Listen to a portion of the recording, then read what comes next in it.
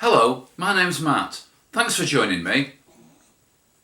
I've been totally overwhelmed by the response from all my viewers and subscribers, so first of all I'd like to give a big thank you to all the viewers for all your comments and for joining me on my journey of discovery to uncover the enigmatic mystery of the Roman Dodecahedron and how it fitted into the ancient world. In my last video I showed you the tangible evidence I have discovered of an actual image of a dodecahedron from the time of the dodecahedrons, disproving the commonly held statement and belief that no images of the Roman dodecahedron exist from antiquity. I also explained the Roman dodecahedron finds map and why there have been no dodecahedrons found in Italy and the surrounding coast of the Mediterranean. I also explained how and why the small gold dodecahedrons that have been found in Far Eastern Asia. In my adventure of discovery about the Roman dodecahedron, I have found that it's always difficult to say in which direction my journey will take me next. We have visited the edge of the Roman Empire, we have visited the edge of the Mediterranean Sea, but today we will visit the edge of the supernatural. Today I will share with you some fresh insights that have come to light recently during my investigations, so it would be great if you could please stay with me while we explore these new ideas together. But first of all, let's start with a little bit of experimental archaeology.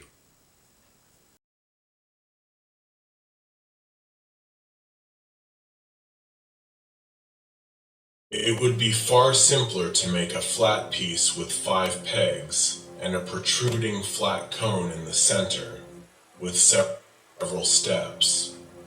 The functionality is the same, but it's much more portable and more easily hidden. I'd like to test the functionality of this proposed solution that one of my viewers has suggested to us and whether it would work properly in this application.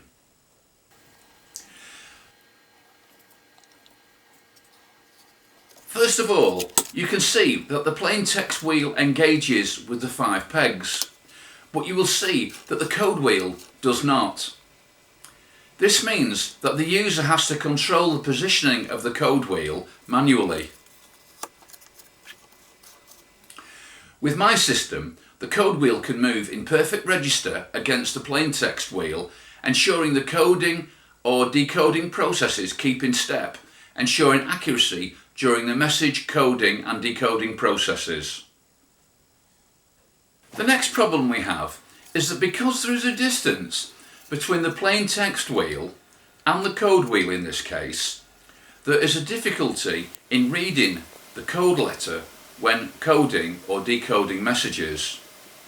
It's difficult to determine whether the code letter is a C or an A. This is known as a parallax error.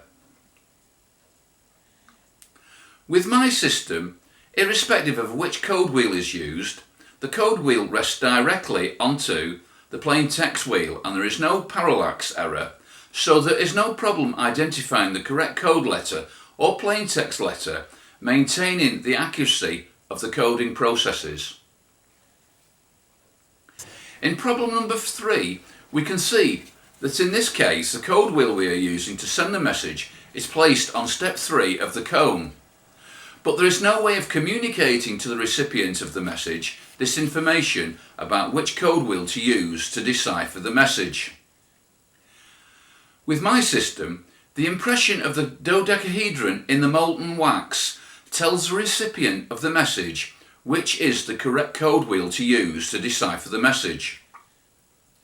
The correct code wheel to use to decipher the message is the one that fits the hole opposite the hole that fits the wax impression. In problem number 4, we see that the wooden step cone device can only accommodate a choice of 5 different code wheels at best. With my system, the dodecahedron can accommodate 12 different code wheels if required. In problem number 5, the issue is that the wooden step cone device cannot be used in the molten wax to seal the message. As I have shown you previously, wood is an organic material and cannot be used to press into the molten wax successfully. This is because the wax wants to cling to the wood. When this happens, the impression left in the wax is badly distorted and unreadable by the recipient of the message. The wax sealing of the message confirms to the recipient that the message has not been read or copied during transit and has been delivered securely. And this is an important part of the secure messaging system. As you can see, in the conclusion of this experimental archaeological demonstration, I'm afraid that I can only summarise that this proposed idea has absolutely none of the functionality that the dodecahedron can deliver in this cipher coding application. I can only encourage you to watch the original, which is mentioned in the notes below, so that you can draw your own conclusions. Talking about the wax sealing process for a moment, this was one of the key critical clues that led me to the discovery of my theory. I know that a number of viewers have expressed a keen interest in understanding how I arrived at my solution to the problem, so this next bit of the video is just for them. What was the purpose of the knobs or nodules on each corner of the dodecahedron? Why had they been added to break the perfection of one of the Platonic solids so revered by the Pythagoreans? Whichever way a dodecahedron rests on a flat surface, the gap or interspace between the two is always a constant. Irrespective of which of the 12 possible combinations, the gap is always the same. What was the purpose of the gap? What could possibly exist in the gap? What was the purpose of the different size holes? What was the purpose of the variety of concentric rings around each hole? Why had wax deposits been found in a couple of the dodecahedrons? I knew that if I could only answer these 6 key questions, that were each factually based on the evidence that we actually have about the Roman dodecahedron, with a common, credible answer, I may be able to discover the true purpose of what the Roman dodecahedron was actually used for in ancient times.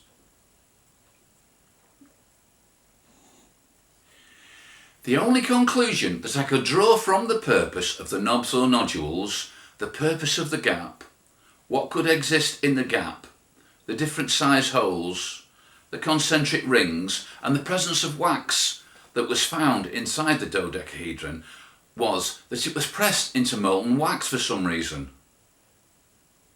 What could that reason be? The wax impressions were all similar, but all subtly different. The differences in the impressions could convey a meaning to someone. What could this information mean? Let's just leave it there for now. Next, I would like to thank my esteemed fellow archaeological investigator, Renato, from Milan, who has brought to my attention the work of Dr Cristina Corsi about her archaeological paper that deals with the service structures of the Cursus Publicus in Italy. In section 2 of this work, Waterways and Land Itineraries, she relates to the connection between the two. Although most of the traffic in antiquity was done by water, we know surprisingly little about this as compared to the land routes covered by the Roman road network across Europe, which is extensively written about in ancient literature. However, Cristina reports a number of telling facts. A lot of the activity on the River Po, the Rhine and the Rhone is well documented. She refers to a number of different types of vessels employed on rivers to interconnect to the Cursus Publicus roads. The Roman Triactus, that's the ferry across the River Mars, still runs to this very day.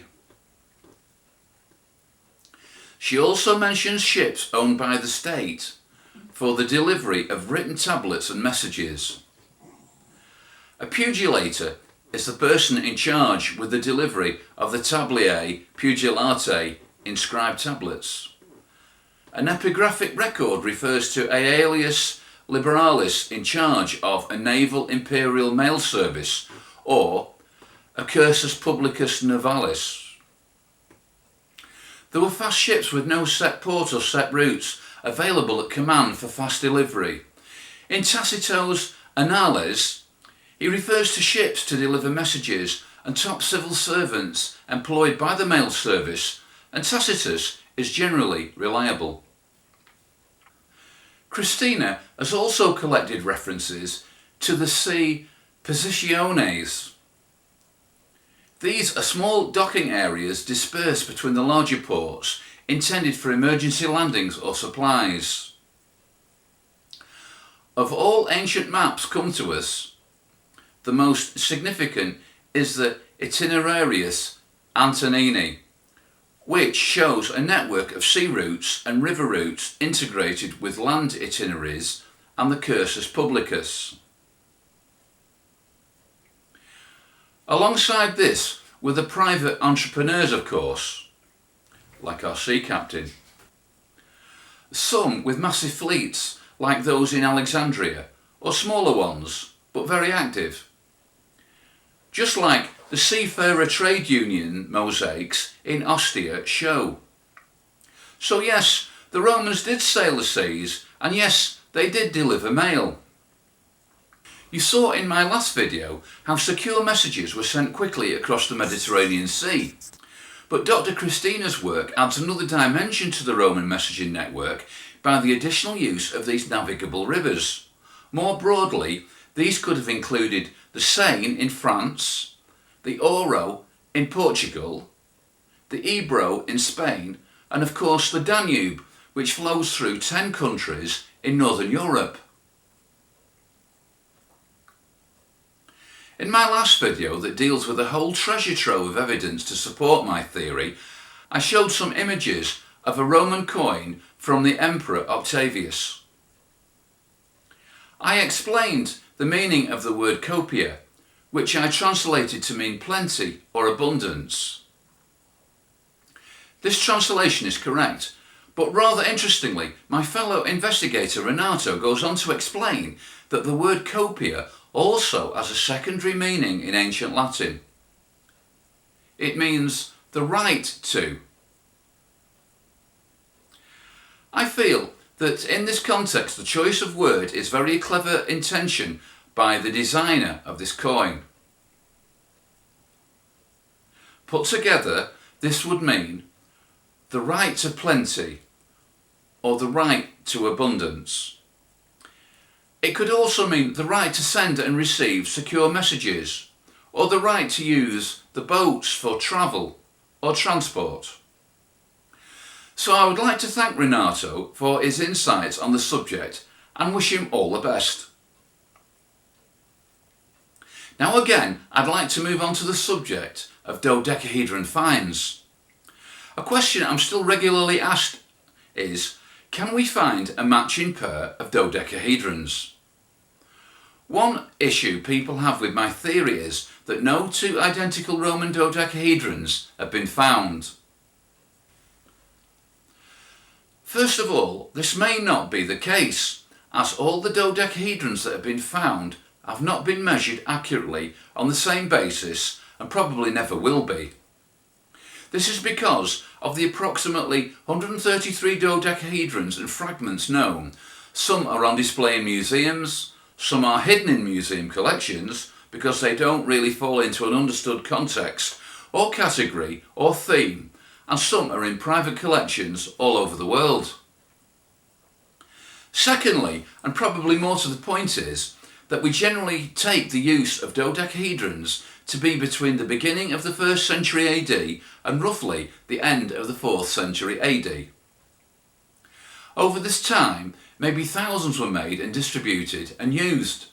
Then, the communications groups will have changed, and the dodecahedrons may have been melted down and recast to produce new and different ones for the new communication groups, or even completely different items for a different purpose. So, we are not able to see a perfect snapshot in time. For example, one dodecahedron could be from 159 AD and the next one could be from 179 AD, so we cannot see a true picture of all the dodecahedrons found at any one time. Regrettably, what we are left with is a very large drawer containing a very large selection of odd socks from different places and different eras. A third way of looking at the problem goes a little like this. Imagine the year is 128 AD and a set of 10 Roman dodecahedrons are made for a new communications group that has been created to operate somewhere in ancient Europe. As required by the coding system, each of the 10 dodecahedrons are identical to one another. The same size, same hole configuration, same ring configuration. Let's imagine that the communications group runs successfully for a total period of 4 years, which takes us up to the year of 132 AD. Now the communications group has now been disbanded, and all the redundant dodecahedrons are to be returned to the local headquarters for either reuse or to be melted down to make new dodecahedrons or completely different items made from bronze. Unfortunately, due to a whole host of different reasons, only 7 out of the 10 original dodecahedrons are returned to the headquarters. For example, the dodecahedron owner may have been killed, or may have been transferred elsewhere in the Roman Empire to complete another mission and not seen the message to return his dodecahedron. A dodecahedron may have come into the possession of a different owner for some reason and was also not aware of the message to return the dodecahedron. This is no different to the modern day when companies or corporations require the return of redundant equipment and the return rate is never 100%. Just think about all the office service revolvers that were not returned after the First World War and were still in circulation for many years afterwards and even to this very day. All this means that 3 identical dodecahedrons were still in circulation in different parts of the Roman Empire and finally discarded for some reason. And during the last 285 years, we have managed to find 1 out of the 3, with other evidence that dates the find 240 AD, for example. Of course, if 8 dodecahedrons were returned to headquarters, we would only have found 1 out of the 2 dodecahedrons from the 2 available to find, so it would almost be impossible to find both of them, with the odds being astronomically high. I think that these 3 different scenarios explain why we have not found a matching pair of dodecahedrons yet. The next point that I would like to explore with you does border on the conjectural theoretical nature of this object, so please be advised. Throughout our journey so far, we have explored the possibility that the Roman dodecahedron was used to send and receive messages between people in the ancient temporal world. But what I would like to share with you is that I have done some digging regarding a dodecahedron that was found in a temple near Schwarzenegger, near the town of Hamburg in Germany in 1980. It is documented that the temple was destroyed by the Alemanni people in 275 AD, and the Dodecahedron was found in the ruins of the temple, so this fits with our timeline. This does not sound so remarkable in itself until you discover the fact that the Dodecahedron was found in the temple of Mercury, the messenger of the gods. Mercury was the Roman god of trade, commerce, messages and messengers. This establishes a link between the Dodecahedron and this important Roman god of messages and messengers, and cannot possibly be a coincidence and cannot be disregarded. Knowing this fact, I do not think that it requires a massive leap of the imagination to suggest that perhaps the Dodecahedron could have been used by the temple priests to send and receive messages in the spirit world. Perhaps messages were sent and received by the oracle or temple practitioner on behalf of the faithful by the powers of the Roman god Mercury, who was the messenger of the gods. Perhaps the temple practitioner was able to act as an intermediary between the living and the dead, and offer a service to worshippers to use the Dodecahedron to send messages to departed family members and loved ones, perhaps seeking advice or permission about some earthly matter, and consequently receiving the answers on the worshipper's behalf by some simple illusion or sleight of hand.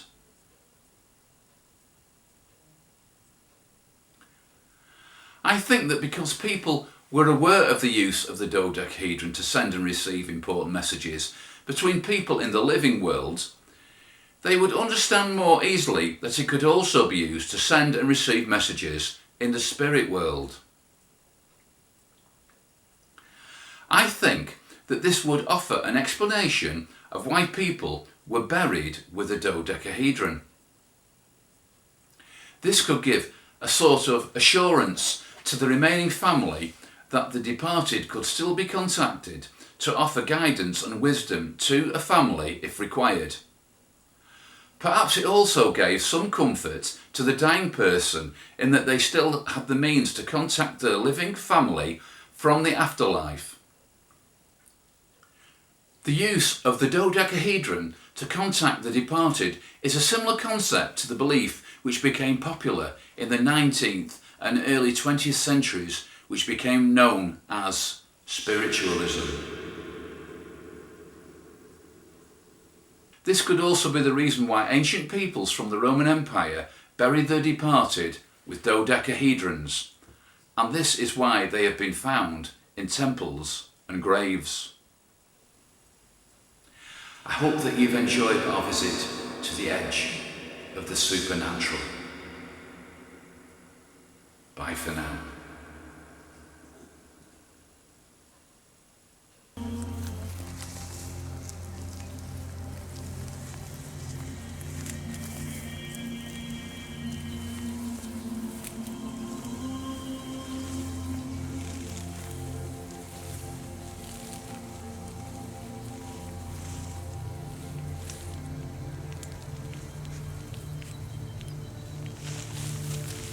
Are you not entertained?